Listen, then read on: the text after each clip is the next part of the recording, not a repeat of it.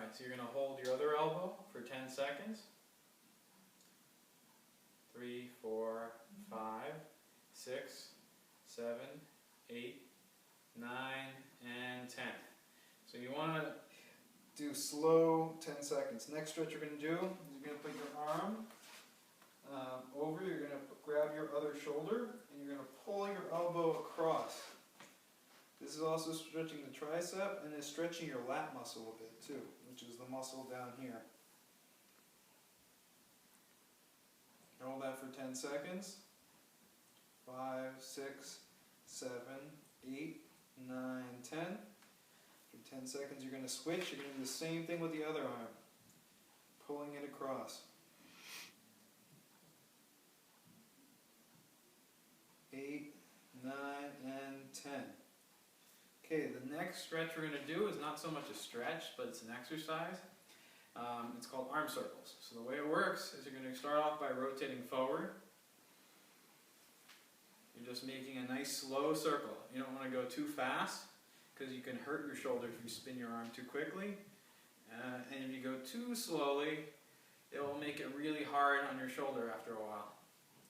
After about 10 seconds, you're going to start going back. 1, 2, 3, 4, 5, 6, 7, 8, 9, and 10.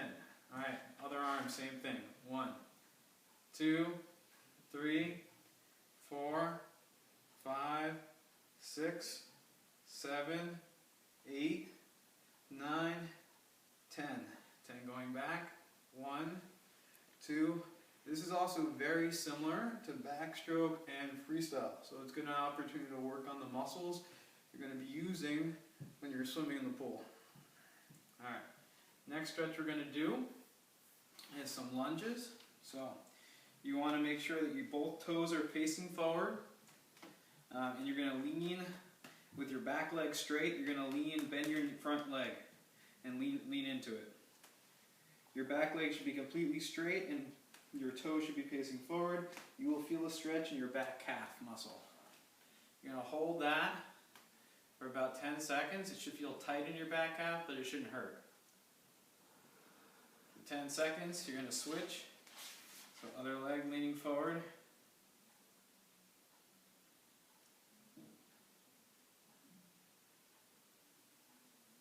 Alright, the next stretch we're going to do is stretching your hamstring. So the way it's going to work is you're going to lift your front toe up, bend your back leg, and reach down for your toe. If you can't touch your toe, just grab your shin.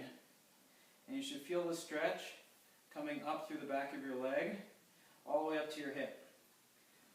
Once again, it shouldn't hurt, it should just feel a little tight.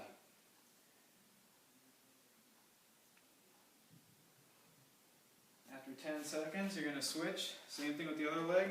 Bend your back leg.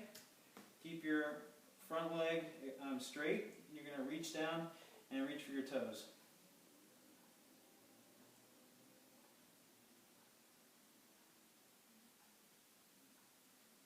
Okay, so the next stretch we're going to do is called the groin stretch. One of my swimmers in my age group practice like to call this the brain stretch because the first time I told her what the stretch was, she thought I said brain instead of groin.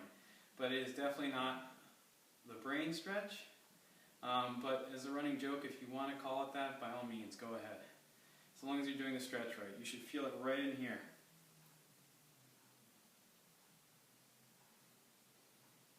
Alright, and then you'd switch. There are two ways of doing this stretch.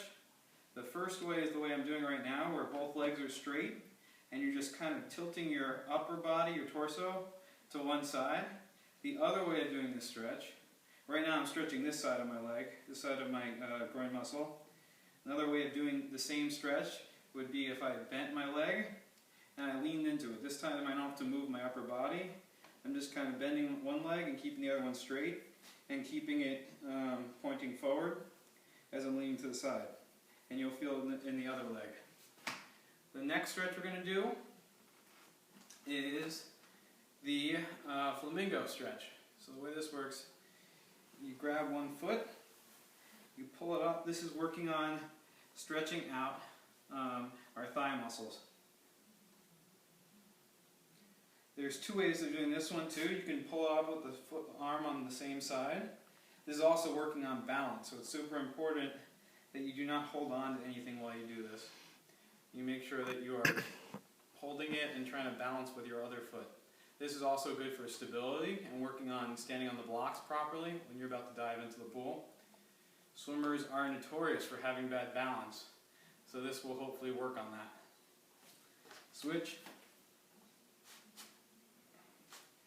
10 seconds. The other way of doing the stretch is instead of holding it on the same side, you can hold it across. That sometimes puts a little bit less stress on your knee. So that's a good option too if you prefer that.